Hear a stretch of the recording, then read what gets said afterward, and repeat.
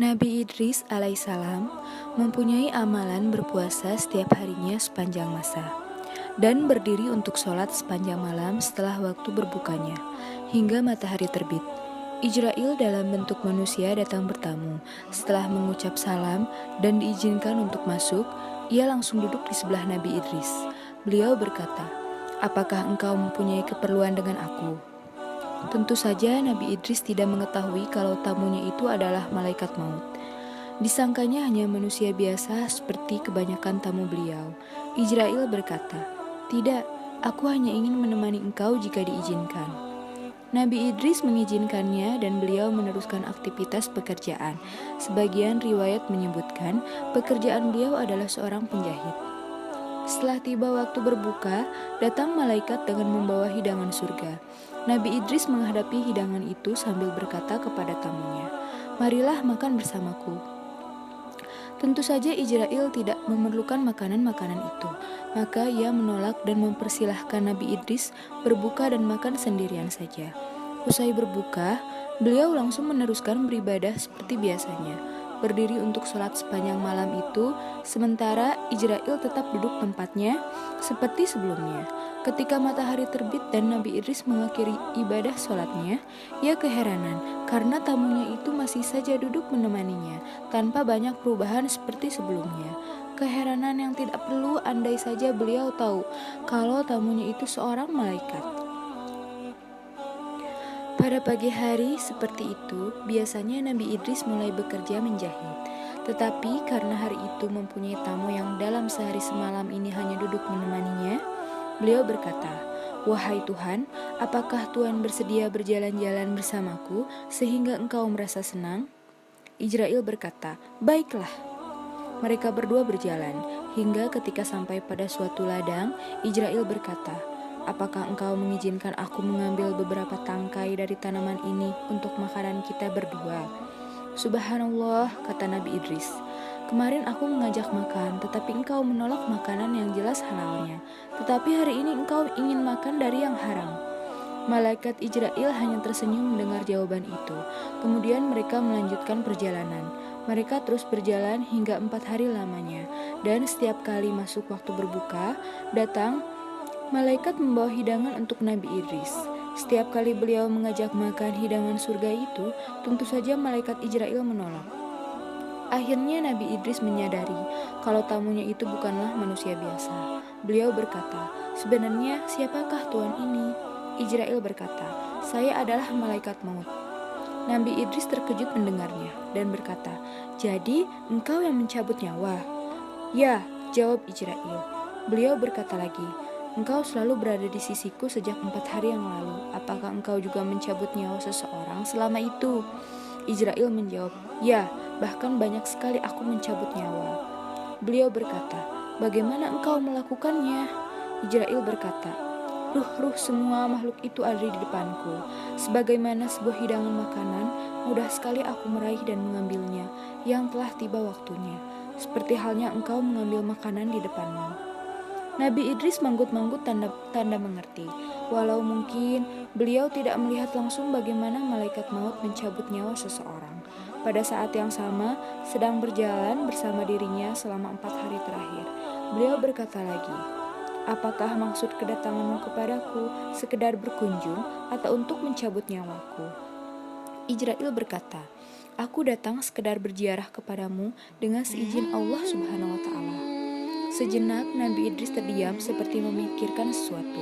Kemudian berkata, "Wahai malaikat maut, kebetulan sekali sesungguhnya aku mempunyai hajat keperluan kepadamu." "Apa hajatmu kepadaku?" "Hajatku kepadamu adalah hendaklah engkau mencabut nyawaku, dan aku memohon kepada Allah agar Dia menghidupkan aku lagi sehingga aku bisa makin giat beribadah setelah aku merasakan sakitnya sakaratul maut." Ijrail berkata, "Aku tidak bisa mencabut nyawa seseorang kecuali atas izin Allah, yakni yang telah sampai pada saat ajalnya, sedangkan saat ini belum tiba saat ajalnya." Tetapi sesaat kemudian turun perintah Allah kepada Ijrail agar mencabut nyawa Nabi Idris. Maka Ijrail memberitahukan perintah Allah tersebut kepada Nabi Idris, yang dengan senang hati menerimanya. Ijrail segera mencabut nyawa Nabi Idris dan beliau meninggal. Tetapi setelah itu, Ijrail menangis terseduh-seduh karena merasa kehilangan sahabatnya dalam 4 hari tersebut. Ia terus menangis dan merendahkan diri kepada Allah, sambil meminta agar Allah menghidupkan kembali Nabi Idris. Setelah beberapa waktu lamanya, Ijrail dirundung kesedihan. Allah menghidupkan kembali Nabi Idris. Tentu saja Ijrail sangat gembira, dan ia berkata, "Bagaimana engkau merasakan sakitnya kematian?" Nabi Idris berkata, "Sesungguhnya hewan ketika dikelupas kulitnya, dikuliti dalam keadaan hidup, maka sakitnya kematian itu 1000 kali lebih sakit daripada itu." Ijrail berkata, "Sesungguhnya aku bersikap sangat lembut dan sangat hati-hati ketika mencabut nyawamu, yang belum pernah aku lakukan sebelumnya kepada siapapun." Nabi Idris berkata lagi, "Aku masih mempunyai hajat kepadamu. Sesungguhnya aku ingin melihat neraka jahanam, dan aku berharap bisa makin giat beribadah kepada Allah setelah melihat siksaan, rantai, belenggu, dan berbagai macam ajab neraka lainnya." Ijrail berkata, "Bagaimana aku bisa membawamu ke neraka jahanam tanpa seizin Allah?" Tetapi sesaat kemudian Allah berfirman kepadanya untuk memenuhi permintaan Nabi Idris tersebut. Ijrail membawa beliau mengunjungi jahanam, memperlihatkan berbagai macam siksaan yang dipersiapkan bagi orang-orang yang mendurhakai Allah, seperti rantai dan belenggu api, ular, kalajengking, aspal, air yang mendidih, jakum, dan berbagai macam siksaan lainnya. Semua itu membuat Nabi Idris menggigil penuh ketakutan. Setelah itu, ia membawa beliau kembali ke tempat semula di dunia. Kemudian Nabi Idris berkata lagi, "Wahai malaikat maut, aku masih mempunyai hajat lainnya kepadamu, yakni bawalah aku ke surga. Jika aku telah melihat dan merasakan kenikmatan surga, aku akan lebih bersemangat dalam beribadah dan melaksanakan ketaatan kepada Allah." Lagi-lagi Ijrail berkata, "Bagaimana mungkin aku membawamu ke surga tanpa seizin Allah?" Dan seperti sebelumnya, Allah menurunkan perintahnya agar membawa Nabi Idris ke surga seperti permintaannya. Segera saja Ijrail membawa beliau dan berhenti di pintu surga, yang dari sana telah terlihat berbagai kenikmatan di dalamnya, tetapi tidak membawa beliau masuk ke dalamnya. Maka Nabi Idris berkata, "Wahai saudaraku, aku telah merasakan sakitnya kematian, merasakan pengaruh dahsyatnya siksa neraka, dan keterkejutan melihatnya. Apakah engkau berkenan meminta kepada Allah agar mengizinkan aku memasuki surga, sekedar minum seteguk airnya untuk menghilangkan bekas-bekas sakitnya kematian dan dahsyatnya siksaan neraka?" Ijrail memanjatkan doa kepada Allah sesuai permintaan beliau, dan Allah mengabulkan serta mengizinkannya. Maka Nabi Idris memasuki surga dan hanya minum seteguk air sesuai janjinya. Tetapi sebelum keluar lagi, beliau meninggalkan terompah beliau di bawah pohon. Setelah berada di pintu surga lagi bersama Ijrail, Nabi Idris berkata, "Wahai malaikat maut, terompahku tertinggal di surga, aku akan mengambilnya." Nabi Idris segera masuk ke surga, tetapi beberapa waktu lamanya Ijrail menunggu beliau tidak keluar juga. Maka ia berkata, "Wahai Idris, segeralah keluar."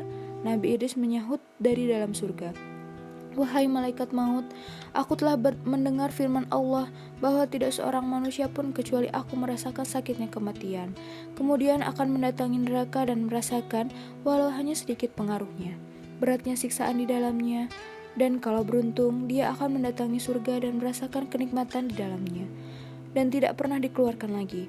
Sesungguhnya aku telah merasakan seperti itu, dan kini telah masuk ke surga, maka aku tidak akan keluar lagi." Mendengar hujah argumentasi itu, malaikat Ijrail jadi ketakutan. Bagaimanapun, semua itu terjadi berawal dari keinginannya untuk bersahabat dengan Nabi Idris. Ia takut Allah akan murka kepada dirinya karena sikap Nabi Idris yang tidak mau keluar dari surga, kembali ke dunia seperti semula.